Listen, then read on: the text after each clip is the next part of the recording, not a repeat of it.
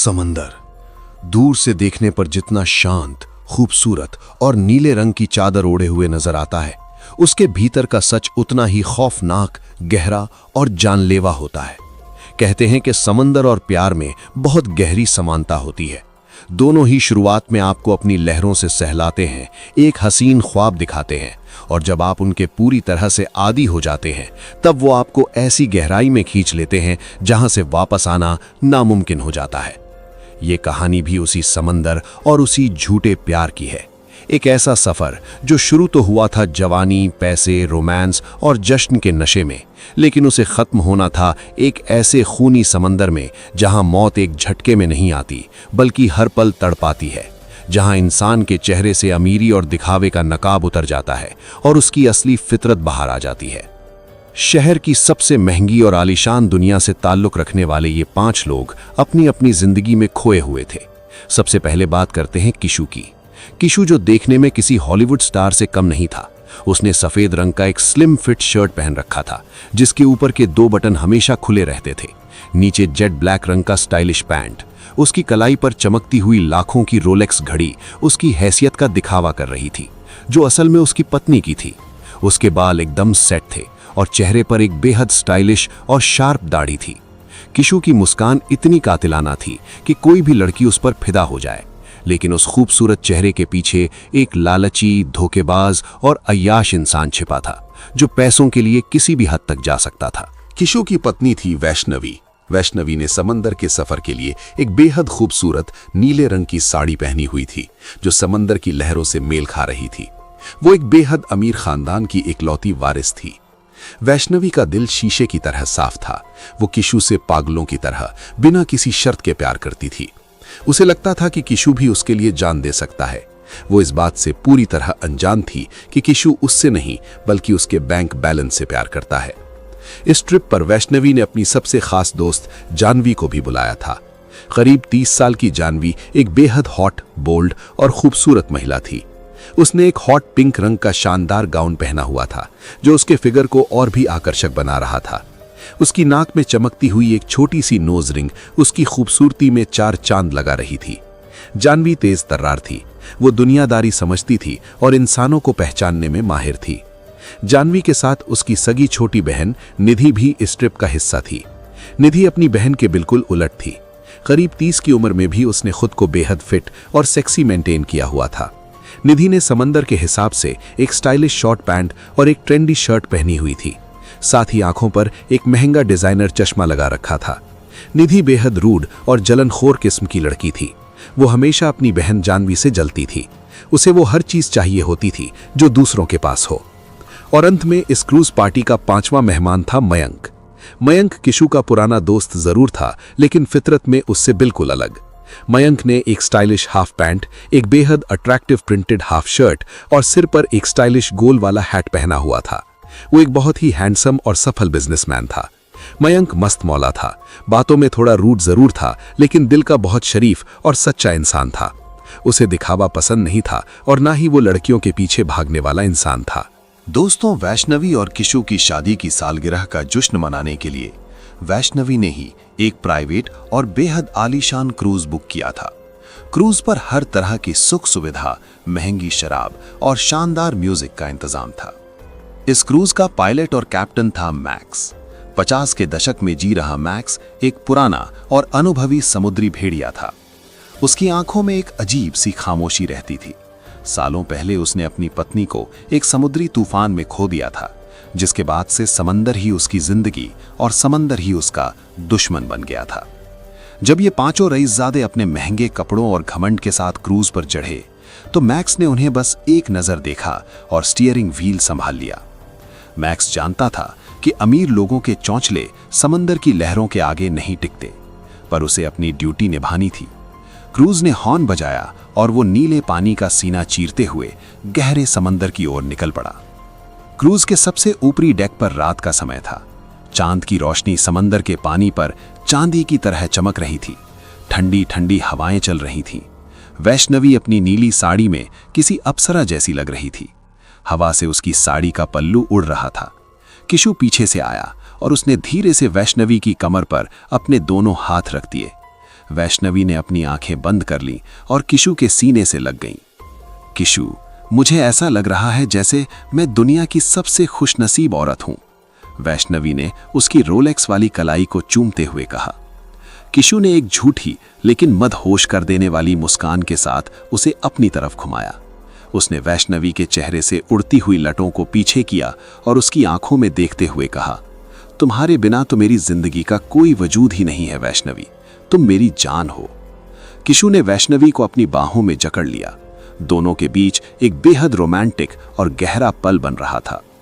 किशु के होंठ वैष्णवी के माथे से होते हुए उसकी गर्दन तक आए, जिससे वैष्णवी की सांसें तेज हो गईं। वो पूरी तरह से अपने पति के प्यार में पिघल रही थी। समंदर की खामोशी में उनके प्यार की गूंज थी, लेकिन वैष्णवी की बंद आंखों को ये नहीं दिख रहा था कि किशु जब उसे चूम रहा था तब भी उसकी नजरें दूर रखी वैष्णवी की महंगी डायमंड रिंग और उसके पैसों से खरीदे गए इस क्रूज पर थीं। उसका प्यार सिर्फ एक बेहतरीन एक्टिंग थी। रात थोड़ी और गहरी हुई। वैष्णवी को नींद आ गई थी और वो अपने केबिन में सोने चली गई। क्रूज के निचले हिस्से में, जहां इंजन की हल्की आवाज के अलावा कोई नहीं था, वहां निधि अपने शॉर्ट पैंट और स्टाइलिश शर्ट में रेलिंग के पास खड़ी थी। उसने अपना डिजाइनर चश्मा अब उतार दिया था और उसके हाथ में एक वाइन का ग्लास था। समंदर की ठंडी हवाओं में उसकी खूबसूरती और भी निखर रही थी। तभी वहां किशु आ पहुंचा। तुम्हारी पत्नी सो गई क्या? निधि ने एक तिरछी और कातिलाना मुस्कान के साथ पूछा। पत्नी के पास तो बस नाम का रिश्ता है मेरी जान, असली नशा तो यहां है, किशु ने निधि के हाथ से वाइन का ग्लास लेकर साइड में रखते हुए कहा। निधि ने किशु की सफेद शर्ट के कॉलर को अपनी उंगलियों से पकड़ा और उसे अपनी ओर खींच लिया। दोनों के बीच की दूरी बिल्कुल खत्म हो गई। किशु ने अपनी बाहें निधि की कमर के चारों ओर लपेट लीं और उसे अपने बेहद करीब कर लिया। ये कोई सच्चा प्यार नहीं था, बल्कि एक दूसरे के प्रति एक अंधा और गहरा आकर्षण था। निधि के अंदर अपनी बहन की दोस्त को धोखा देने का एक अजीब सा गुरूर था। किशु ने निधि को धीरे से दीवार से सटा दिया। दोनों की सांसें आपस में टकराने लगीं। निधि ने अपनी आंखें बंद कर लीं जब किशु ने उसके चेहरे को अपने हाथों में लिया और उसे गहराई से चूमना शुरू किया। उनका ये रोमांस बहुत ही इंटेंस और जुनून से भरा था। किशु निधि के बोल्ड अंदाज और उसकी अदाओं का दीवाना था। वो निधि की गर्दन के करीब अपनी सांसें महसूस करा रहा था, जिससे निधि की धड़कनें तेज हो गईं। समंदर की लहरों के शोर में उनके इस धोखे भरे रोमांस की आवाज छिप रही थी। दोनों एक दूसरे की बाहों में इस कदर खोए हुए थे कि उन्हें सही गलत का कोई होश नहीं था। उन्हें इस बात की कोई परवाह नहीं थी कि ऊपर केबिन में वैष्णवी किशु के नाम का मंगलसूत्र पहने उसके सच्चे प्यार के ख्वाब देख रही है। लेकिन ये क्रूज इतना भी बड़ा नहीं था कि राज छिपे रहें। जानवी, जो अपने पिंक गाउन में डेक पर टहलने निकली थी, उसकी नजर अचानक नीचे की तरफ गई। उसने जो देखा, उसके पैरों तले जमीन खिसक गई। उसकी अपनी सगी बहन निधि उसकी सबसे अच्छी दोस्त के पति किशु के साथ बाहों में बाहें डाले रोमांस कर रही थी। जानवी का खून खौल उठा। वो हमेशा से जानती थी कि किशु एक नंबर का धोखेबाज है, लेकिन उसकी अपनी बहन भी इतनी गिर जाएगी, ये उसने नहीं सोचा था। जानवी गुस्से में वहां से मुड़ी, तभी वो किसी से जोर से टकराई। वो मयंक था। मयंक अपने हैट और प्रिंटेड शर्ट में अपनी जेब में हाथ डाले खड़ा था। आंखें समंदर में गिर गई हैं क्या मोहतरमा, या महंगे गाउन के वजन से गर्दन झुक गई है? मयंक ने अपने रूड लेकिन चार्मिंग अंदाज में ताना मारा। जानवी पहले ही गुस्से में थी। उसने पलटकर जवाब दिया, तुम लड़कों को क्या लगता है, 2 पैसे क्या आ गए सारी दुनिया को अपने जूतों की नोक पर समझोगे? तुम भी उसी किशु के दोस्त हो ना, एक नंबर के अय्याश और बिगड़े हुए। मयंक ने अपना हैट थोड़ा पीछे किया। उसकी आंखों में एक अजीब सी गहराई और सच्चाई थी। उसने शांत लेकिन कड़क आवाज में कहा, दोस्ती अपनी जगह है और मेरी फितरत अपनी जगह। मैं जो हूं मुंह पर हूं, तुम्हारी तरह पीठ पीछे दूसरों की जिंदगी का तमाशा नहीं देखता। और हां, हर इंसान किशु नहीं होता, ये बात जितनी जल्दी समझ लो तुम्हारे लिए अच्छा है। मयंक बिना मुड़े वहां से चला गया। जानवी उसे जाते हुए देखती रही। मयंक के चौड़े कंधे, उसका वो बेफिक्र लेकिन सच्चा अंदाज जानवी के दिल में एक अजीब सी हलचल पैदा कर गया। वो मयंक की तरफ बहुत तेजी से आकर्षित हो रही थी। मयंक की कड़क आवाज और उसका वो बेखौफ अंदाज जानवी के दिमाग से निकल नहीं रहा था। वो मयंक की तरफ बहुत तेजी से आकर्षित हो रही थी। मयंक के चौड़े कंधे, उसकी गहरी आंखें और उसका वो हैट पहनने का स्टाइलिश तरीका जानवी के दिल की धड़कनें बढ़ा रहा था। लेकिन जानवी ने तुरंत अपने ख्यालों को झटक दिया। उसने खुद को समझाया, नहीं जानवी, ये भी उसी किशु का दोस्त है। ये अमीर, हैंडसम और स्टाइलिश लड़के सिर्फ जिस्म के भूखे होते हैं। मयंक भले ही ऊपर से शरीफ दिख रहा हो, लेकिन अंदर से ये भी एक अय्याश ही होगा। जानवी ने अपनी फीलिंग्स को अपने ही अंदर दबा लिया और एक गहरी सांस लेकर अपने केबिन की तरफ लौट गई। अगली सुबह समंदर की लहरें शांत थीं, सूरज की किरणें क्रूज पर पड़ रही थीं। वैष्णवी अपने केबिन के शीशे के सामने खड़ी होकर अपनी नीली साड़ी ठीक कर रही थी। उसके चेहरे पर किशु के झूठे प्यार का जो निखार था वो साफ झलक रहा था। तभी जानवी ने केबिन का दरवाजा खटखटाया और अंदर आ गई। वैष्णवी, मुझे तुमसे कुछ बहुत जरूरी बात करनी है, जानवी ने संजीदगी से कहा। हाँ बोलो ना जानू, क्या हुआ? तुम इतने सीरियस क्यों लग रही हो इस खूबसूरत पिंक गाउन में? वैष्णवी ने हंसते हुए कहा। वैष्णवी, तुम किशु पर इतना अंधा विश्वास मत करो, वो वैसा नहीं है जैसा तुम्हें दिखता है। और निधि मेरी अपनी बहन होकर भी वो तुम्हारे पीठ पीछे। जानवी अभी अपनी बात पूरी ही कर रही थी कि वैष्णवी ने उसका हाथ पकड़ लिया। बस जानवी, बहुत हो गया। वैष्णवी की आवाज में थोड़ी सख्ती आ गई। तुम मेरी सबसे अच्छी दोस्त हो, मैं तुम्हारी इज्जत करती हूं, लेकिन मेरे पति के बारे में एक लफ्ज भी गलत मत कहना। किशु मुझसे बेइंतहा प्यार करता है। अगर मुझे खरोंच भी आ जाए तो उसकी जान निकल जाती है। तुम शायद कभी सच्चा प्यार समझ ही नहीं पाओगी। जानवी बेबस होकर अपनी दोस्त को देख रही थी। वो जानती थी कि वैष्णवी पूरी तरह से किशु के प्यार में अंधी हो चुकी है। तभी दरवाजे पर निधि आकर खड़ी हो गई। उसने अपना स्टाइलिश चश्मा आंखों पर लगा रखा था और उसके चेहरे पर एक रूड और घमंडी मुस्कान थी। उसने जानवी की तरफ एक ऐसी नजर से देखा जैसे उसे चिढ़ा रही हो कि देख लिया, वो तेरी नहीं मेरी और किशु की बातों पर यकीन करेगी। जानवी गुस्से से घूंट पीकर रह गई। दिन ढलने लगा था। पार्टी फिर से शुरू हो चुकी थी। डेक पर तेज म्यूजिक बज रहा था। किशु एक हाथ में शराब का ग्लास लिए और अपनी रोलेक्स घड़ी को फ्लॉन्ट करते हुए मयंक से कुछ कह रहा था, लेकिन मयंक की नजरें बार बार जानवी पर जा रही थीं, जो आज काफी शांत और परेशान लग रही थी। इन सब के बीच कंट्रोल रूम में बैठा कैप्टन मैक्स दूर समंदर में कुछ ऐसा देख रहा था जिसने इस पुराने समुद्री भेड़िए के माथे पर भी पसीना ला दिया था। रडार का सिग्नल अचानक से लाल रंग से ब्लिंक करने लगा था। कंपस की सुई पागलों की तरह गोल गोल घूम रही थी। ये कैसे मुमकिन है? मैक्स ने खुद से बुदबुदाते हुए कहा। समंदर का जो पानी सुबह तक एकदम नीला था, वो अब दूर से गहरा काला और अजीब से लाल रंग में बदलता हुआ नजर आ रहा था। आसमान में काले घने बादल ऐसे छा गए थे जैसे किसी ने अचानक से दिन में ही रात कर दी हो। मैक्स समझ गया था कि वे समंदर के उस हिस्से में आ गए हैं जिसे मल्लाहों की भाषा में शैतान का भंवर कहा जाता है। मैक्स ने तुरंत अनाउंसमेंट माइक ऑन किया। सभी लोग ध्यान दें, एक बहुत बड़ा समुद्री तूफान हमारी तरफ आ रहा है। कृपया सभी लोग अपने अपने केबिन में चले जाएं और लाइफ जैकेट पहन लें। मैं फिर से दोहराता हूं। उसकी बात पूरी भी नहीं हुई थी कि एक जोरदार झटका लगा। क्रूज ऐसे हिला जैसे किसी विशालकाय समुद्री राक्षस ने उसे नीचे से टक्कर मारी हो। डेक पर बज रहा म्यूजिक बंद हो गया। शीशे के ग्लास टूटकर फर्श पर बिखर गए। वैष्णवी जोर से चीख पड़ी और गिरने लगी, लेकिन इससे पहले कि वो फर्श पर गिरती, किशु ने उसे नहीं बल्कि खुद को बचाने के लिए रेलिंग को कसकर पकड़ लिया। उसका वो सारा सच्चा प्यार और हीरो वाला चार्म एक झटके में गायब हो गया था। उसे सिर्फ अपनी जान की पड़ी थी। दूसरी तरफ निधि भी डर के मारे कांपने लगी। तभी क्रूज एक तरफ बहुत जोर से झुका। जानवी का पैर फिसला और वो समंदर की तरफ खिसकने लगी। जानवी! एक तेज आवाज आई। ये मयंक था। मयंक ने अपनी परवाह किए बिना उस फिसलते हुए डेक पर छलांग लगा दी। उसने ऐन मौके पर जानवी का हाथ पकड़ लिया और उसे अपनी ओर खींच लिया। जानवी मयंक के सीने से टकराई। उस तूफानी हवाओं और मौत के खौफ के बीच जब जानवी ने मयंक की आंखों में देखा तो उसे वहां कोई अय्याश या मतलबी इंसान नहीं बल्कि एक सच्चा और निडर मर्द नजर आया। मयंक ने कड़क आवाज में कहा, मैंने कहा था ना, आंखें खोलकर चला करो, अब मुझे कसकर पकड़ लो। मयंक ने एक हाथ से रेलिंग पकड़ी और दूसरे हाथ से जानवी को सुरक्षित रखा। लहरें क्रूज की छतों तक उठ रही थीं। इंजन रूम से तेज धमाके की आवाज आई और पूरे शिप की लाइट गोल हो गई। चारों तरफ सिर्फ घना अंधेरा, तूफानी हवाओं की चीखें और समंदर का भयानक शोर था। ऐसा लग रहा था जैसे समंदर आज इन पांचों की अमीरी, इनका घमंड और इनके प्यार के झूठे नकाब को निगलने के लिए बेकरार था। करीब 4 घंटे तक मौत का ये नंगा नाच चलता रहा। जब तूफान थमा और सुबह की पहली किरण आसमान पर छाई, तो नजारा रूह कंपा देने वाला था। क्रूज का आधा हिस्सा टूट चुका था, इंजन पूरी तरह से जलकर खाक हो गया था। मैक्स खून से लथपथ हालत में स्टीयरिंग व्हील के पास पड़ा था।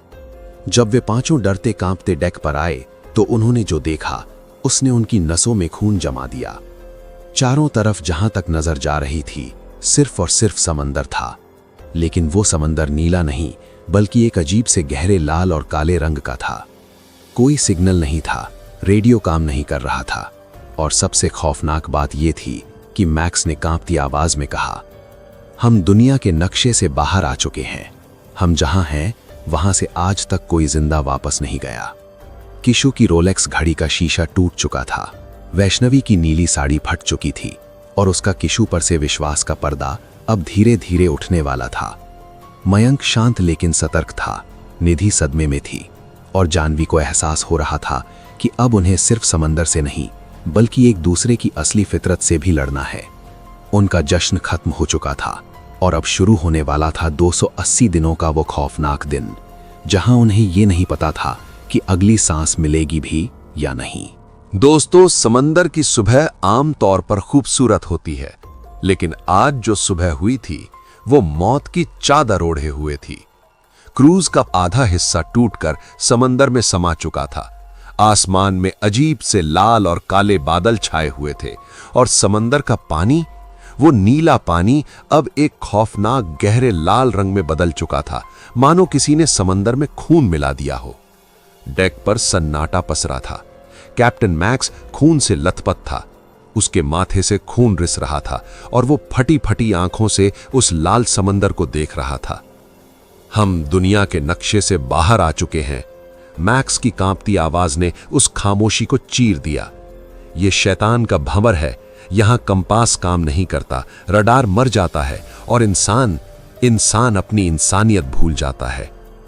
किशु, जो कल रात तक अपनी रोलेक्स घड़ी और स्टाइलिश कपड़ों का घमंड कर रहा था, आज उसकी सफेद शर्ट फट चुकी थी और वो घबराहट में इधर उधर टहल रहा था। बकवास बंद करो बुढ़े, मेरा नाम किशु है। मैं एक बहुत अमीर इंसान हूं। कुछ ही घंटों में मेरे लिए रेस्क्यू हेलीकॉप्टर आ जाएगा। तुम बस ये बताओ कि इस कबाड़ हो चुके क्रूज में पीने की शराब और खाना कहां है। किशु की इस बेवकूफी पर मयंक, जो एक कोने में चुपचाप बैठा हालात का जायजा ले रहा था, अपनी जगह से उठा। उसने अपना हैट ठीक किया और किशु के पास आकर उसकी कॉलर पकड़ ली। आंखें खोल किशु, तेरा पैसा और तेरी हेकड़ी इस समंदर में एक कौड़ी के काम नहीं आएगी। मयंक की आवाज में एक खतरनाक कड़कपन था। हम डूब रहे हैं। जो थोड़ा बहुत खाना और पानी बचा है उसे राशन करना होगा।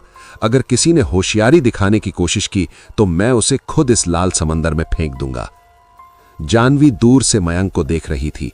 कल रात जब मयंक ने उसकी जान बचाई थी, तब से जानवी के दिल में मयंक के लिए एक अजीब सी इज्जत और आकर्षण पैदा हो गया था।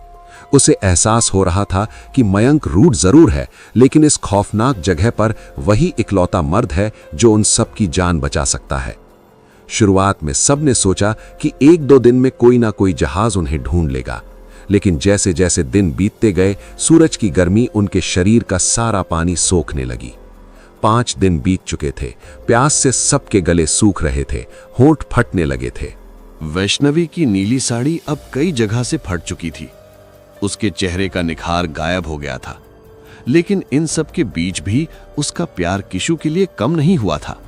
जब मयंक सबको दिन में सिर्फ आधा गिलास पानी देता था, तो वैष्णवी अपने हिस्से का आधा पानी भी किशु को दे देती थी। तुम पी लो किशु, मुझे प्यास नहीं है, वैष्णवी सूखी आवाज में कहती। लेकिन किशु के अंदर का राक्षस अब बाहर आ रहा था। वो वैष्णवी के हाथ से पानी का गिलास छकक लेता और बिना उसकी तरफ देखे पूरा पानी पी जाता। उसे अपनी पत्नी की कोई परवाह नहीं थी। दूसरी तरफ निधि की हालत खराब थी। उसका डिजाइनर चश्मा टूट चुका था और शॉर्ट पैंट की चमक समुद्र के खारे पानी से खराब हो चुकी थी। वो हर बात पर अपनी बहन जानवी और बाकी सब पर झल्लाती थी।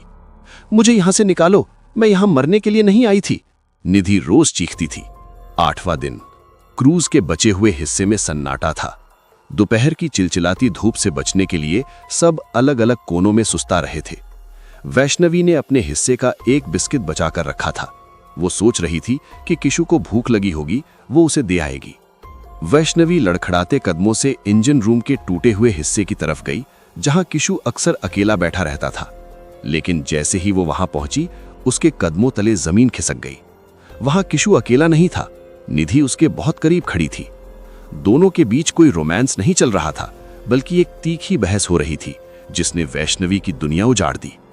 तुमने तो कहा था कि इस बेवकूफ वैष्णवी के पास करोड़ों की दौलत है, निधि गुस्से में फुसफुसा रही थी। तुमने कहा था कि हम इसका पैसा लेकर कहीं दूर सेटल हो जाएंगे, और अब देखो हम इस नरक में फंस गए हैं। किशु ने झुंझलाते हुए कहा, तो मैं क्या करूं? मुझे क्या पता था कि समंदर में तूफान आ जाएगा। मैं तो इस वैष्णवी को सिर्फ इसके बाप के पैसों के लिए झेल रहा था। मुझे इससे कोई प्यार व्यार नहीं है। मेरा असली इंटरेस्ट तो तुम में है निधि, तुम्हारा वो बोल्ड अंदाज। किशु ने जैसे ही निधि की कमर पर हाथ रखने की कोशिश की, पीछे से एक तेज आवाज आई, छन। वैष्णवी के हाथ से पानी का खाली बर्तन और बिस्किट नीचे गिर चुका था। उसकी आंखें फटी की फटी थीं। जिस पति को वो भगवान मानती थी, जिसके लिए उसने अपनी जान की परवाह नहीं की, वो इंसान सिर्फ उसके पैसों का भूखा था और उसकी अपनी ही दोस्त की बहन के साथ चक्कर चला रहा था। किशु? वैष्णवी की आवाज गले में ही अटक गई।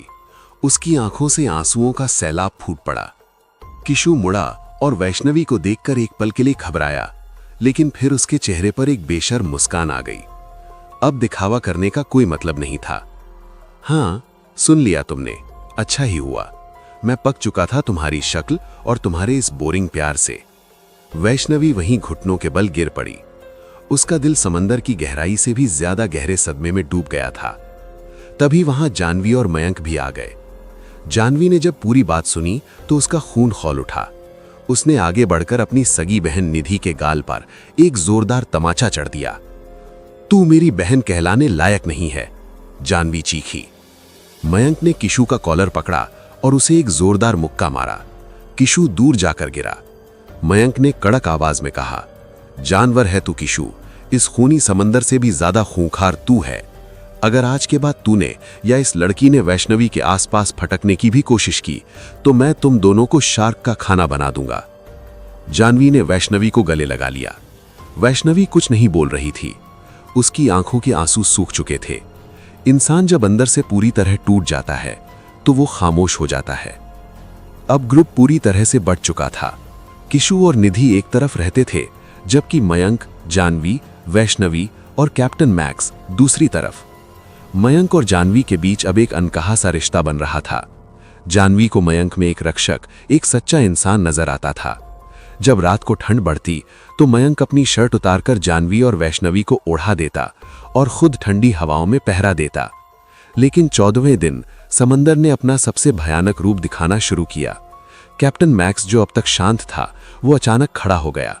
उसने देखा कि जो लाल समंदर अब तक शांत था, उसमें बड़े बड़े बुलबुले उठने लगे हैं। पानी का बहाव एक दिशा में तेजी से घूमने लगा था। भंवर, समंदर का सबसे बड़ा भंवर बन रहा है, मैक्स चिल्लाया।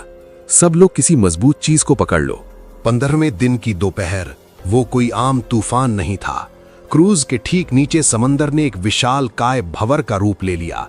पानी की लहरें 50 फीट ऊंची उठने लगीं। क्रूज का बचा हुआ हिस्सा तिनके की तरह गोल गोल घूमने लगा। तेज हवाओं और पानी के थपेड़ों से क्रूज एक तरफ 70 डिग्री के एंगल पर झुक गया। सब लोग फिसलने लगे।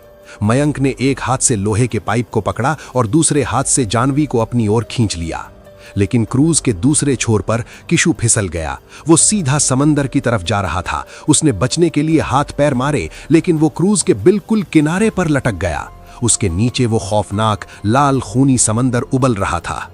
बचाओ, मुझे बचाओ! किशु बुरी तरह चीख रहा था। मौत को सामने देखकर उसकी सारी हेकड़ी हवा हो गई थी। निधि, जो कुछ ही दूरी पर सुरक्षित जगह पकड़े बैठी थी, उसने किशु को देखा। निधि, मेरा हाथ पकड़ो, मुझे ऊपर खींचो, किशु ने गिड़गिड़ाते हुए कहा। लेकिन निधि की असली फितरत अब सामने आ गई। उसने अपनी जान जोखिम में डालने के बजाय अपना मुंह फेर लिया और क्रूज के अंदरूनी हिस्से की तरफ खिसक गई। जिस हवस और धोखे को किशु ने प्यार समझा था, आज उसने उसे मरने के लिए छोड़ दिया था। किशु के हाथों की पकड़ छूट रही थी। तभी अचानक किसी ने आकर उसका हाथ कसकर पकड़ लिया। किशु ने ऊपर देखा, वो वैष्णवी थी। अपनी फटी हुई नीली साड़ी में बिना अपनी जान की परवाह किए वैष्णवी अपनी पूरी ताकत से किशु को ऊपर खींचने की कोशिश कर रही थी। वैष्णवी, तुम! किशु की आंखें फटी रह गईं। जिस औरत को उसने धोखा दिया, जिसके पैसों का इस्तेमाल किया, जिसे जलील किया, आज मौत के मुंह में वही औरत उसे बचाने आई थी। मैं तुम्हें कुछ नहीं होने दूंगी किशु। वैष्णवी रोते हुए पूरी ताकत लगा रही थी। उसका आधा शरीर रेलिंग से बाहर आ चुका था। उसी पल समंदर की एक विशाल लहर क्रूज से टकराई। क्रूज जोर से हिला। वैष्णवी का पैर फिसला और वो अपना बैलेंस खो बैठी। उसने किशु को धक्का देकर क्रूज के अंदर सुरक्षित जगह पर फेंक दिया, लेकिन इस झटके में वैष्णवी खुद उस खौफनाक लाल समंदर में गिर गई। वैष्णवी! किशु जोर से चीखा। वो रेंगते हुए किनारे पर आया और समंदर में देखा। वैष्णवी समंदर की उन खूनी लहरों में डूब रही थीं। उसकी नजरें आखिरी बार किशु पर थीं और उन नजरों में कोई नफरत नहीं थी, बस एक सच्चा प्यार था। उस एक पल में किशु के दिमाग में बिजली सी कौंध गई। उसे अपनी जिंदगी की सबसे बड़ी गलती का एहसास हुआ। उसे समझ आ गया कि उसने पैसों और जिस्म की भूख के लिए उस हीरे को खो दिया जो वास्तव में उसकी जिंदगी था। उसकी कलाई में बंधी वो लाखों की रोलेक्स घड़ी अब उसे लोहे की जंजीर जैसी लग रही थी। पश्चाताप और ग्लानि की आग ने किशु को अंदर से जला दिया। नहीं वैष्णवी, मैं तुम्हें ऐसे नहीं मरने दूंगा, किशु चीखा। किशु ने अपनी जान की परवाह किए बिना वैष्णवी को बचाने के लिए उसी खौफनाक भंवर में छलांग लगा दी। उसने समंदर के अंदर वैष्णवी का हाथ पकड़ लिया, लेकिन समंदर का वो शैतानी भंवर किसी को वापस जाने के लिए नहीं बना था। क्रूज का एक बहुत बड़ा लोहे का टुकड़ा टूटकर सीधा किशु और वैष्णवी के ऊपर गिरा। पानी के अंदर एक जोरदार आवाज हुई और फिर सब कुछ शांत हो गया। किशु और वैष्णवी हमेशा हमेशा के लिए उस खूनी समंदर की गहराइयों में दफन हो गए। किशु की रोलेक्स घड़ी पानी पर तैरते हुए आई और एक लहर के साथ हमेशा के लिए डूब गई, उसके लालच और उसके अधूरे पश्चाताप के साथ। भंवर धीरे धीरे शांत होने लगा। क्रूज का जो हिस्सा बचा था वो अब एक टूटी हुई नाव जैसा लग रहा था। मयंक ने जानवी को अपने सीने से लगा रखा था। जानवी की आंखों से लगातार आंसू बह रहे थे। उसने अपने सबसे अच्छी दोस्त को अपने आंखों के सामने मरते देखा था। दूर कोने में निधि डरी हुई और सदमे में बैठी थी। उसे एहसास हो रहा था कि उसकी चालाकियों ने क्या कहर ढाया है। कैप्टन मैक्स आसमान की तरफ देख रहा था, जहां से काले बादल अब भी नहीं छटे थे। मयंक ने धीरे से जानवी के चेहरे से बाल हटाए और समंदर की उस भयानक खामोशी की तरफ देखते हुए कहा, वो दोनों जले गए, लेकिन समंदर की भूख अभी मिटी नहीं है। दोस्तों, किशु को अपने धोखे का एहसास तो हुआ, लेकिन तब तक बहुत देर हो चुकी थी। वैष्णवी के सच्चे प्यार ने किशु के लालच को उसी खूनी समंदर में दफन कर दिया। दोनों मारे गए। लेकिन ठहरिए, कहानी अभी खत्म नहीं हुई है। ये तो इस मौत के सफर का सिर्फ एक छोटा सा हिस्सा था। अभी तो समंदर में फंसे हुए सिर्फ 15 दिन बीते हैं। अभी 265 दिन और बाकी हैं। इस टूटे हुए तिनके के सहारे मयंक, जानवी, निधि और कैप्टन मैक्स कैसे जिंदा बचेंगे? क्या निधि अपनी बहन जानवी को भी धोखा देगी? क्या मयंक और जानवी के बीच पनप रहा ये रिश्ता उन्हें बचा पाएगा, या समंदर कोई और खौफनाक चाल चलेगा? इन 265 दिनों में भूख, प्यास, समुद्री खतरा और इंसानी फितरत का जो नंगा नाच होने वाला है, वो आपके रोंगटे खड़े कर देगा। आगे क्या होगा, ये जानने के लिए इंतजार कीजिए इस कहानी के दूसरे सीक्वल की। अभी हमारे चैनल MK स्टोरी टेलर को सब्सक्राइब करें ताकि नेक्स्ट पार्ट की नोटिफिकेशन सबसे पहले आपको मिल सके। वीडियो पसंद आया हो तो लाइक करें और कमेंट में बताएं कि क्या वैष्णवी को किशु को बचाना चाहिए था, या ये एक सिर्फ बेवकूफ़ी थी। Thank you. जल्दी मिलेंगे इस खूनी सफर के दूसरे अध्याय।